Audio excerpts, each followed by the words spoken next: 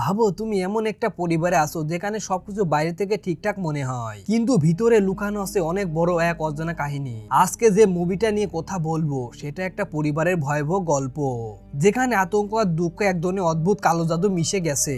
আজ আমরা গল্প করব হেরিডিটারি 2018 সিনেমা নিয়ে। গল্পটা শুরু হয় অ্যানি নামের একজন মাকে নিয়ে। ওর স্বামী স্টিভ, ছেলে পিটার আর মেয়ে আর্লি, এই চারজনের পরিবার। সিনেমা শুরুতে অ্যানি এর মা এলেন মারা যায়।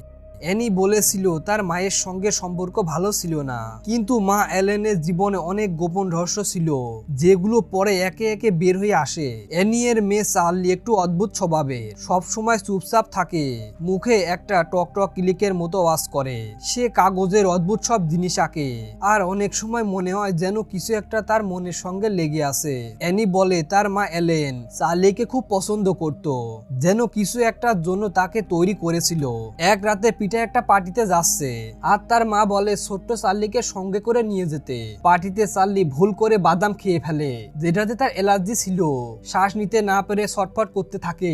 পিটার গাড়ি নিয়ে দৌড় দেয় হাসপাতালে, কিন্তু পথে চার্লি জানালা দিয়ে মাথা বের করলে সেটা খুঁটির সাথে ধাক্কা খেয়ে তার মৃত্যু হয়। এই ঘটনা একদম ভয়ানক আর দুঃখজনক ছিল। পুরো পরিবার ভেঙে পড়ে, অ্যানি মানসিকভাবে দুর্বল হয়ে যায়, আর পিটার নিজের দোষে ভেতরে ভেতরে পুড়ে মরে।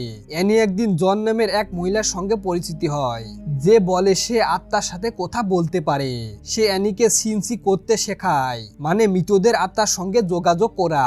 অ্যানি এক রাতে চেষ্টা করে আর ভাবে সে চার্লি এর আত্মাকে ডেকে এনেছে। এরপর থেকে বাড়িতে অদ্ভুত ভয়াবহ জিনিস ঘটতে থাকে। আসলে জন একজন প্রতারক না, বরং অ্যানি এর মা এলেনের দলের সদস্য। তারা একসাথে মিলে একটা ডেমন মানে অদ্ভুত আত্মা পাইমনকে জাগাতে চাচ্ছে।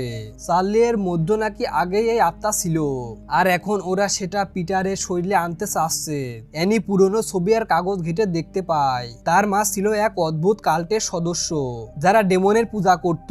অ্যানি বুঝতে পারে তার মেয়ের মৃত্যু, সব অদ্ভুত ঘটনা, সব ছিল একটা প্ল্যান। আর এখন তাদের টার্গেট তার ছেলে পিটারের। শেষ দিকে অ্যানি নিজের জ্ঞান হারিয়ে ফেলে আর অদ্ভুতভাবে মারা যায়। পিটার পালিয়ে যায়, কিন্তু শেষ পর্যন্ত সেই কাল্টের লোকেরা তাকে ধরে ফেলে। তারা বলে এখন পিটারই হচ্ছে পাইমন নামের ডেমনের নতুন দেহ। হেরেডিটারি মানে বংশগত। এই মুভি বোঝায় শুধু রোগ শোক না, আমাদের পরিবারের মধ্য দিয়েও ভয়ানক কিছু উত্তরাধিকার পাস হতে পারে। অ্যানির মা শুরু করেছিল এই কাল্টের কাজ, আর সেটা শেষ পর্যন্ত পিটারের মধ্য দিয়ে শেষ করলো। শেষ কথা, হেরিডিটারি শুধু ভয়ের না, বরং একটা গভীর মানসিক গল্প। পরিবারের ভেতরে দুঃখ চাপা রাখ আর না বলা কথাগুলো কিভাবে ভয়াবহ রূপ নিতে পারে, এই সিনেমা সেটাই দেখায়। তোমাদের কেমন লেগেছে এই গল্প নিচে কমেন্টে জানাও।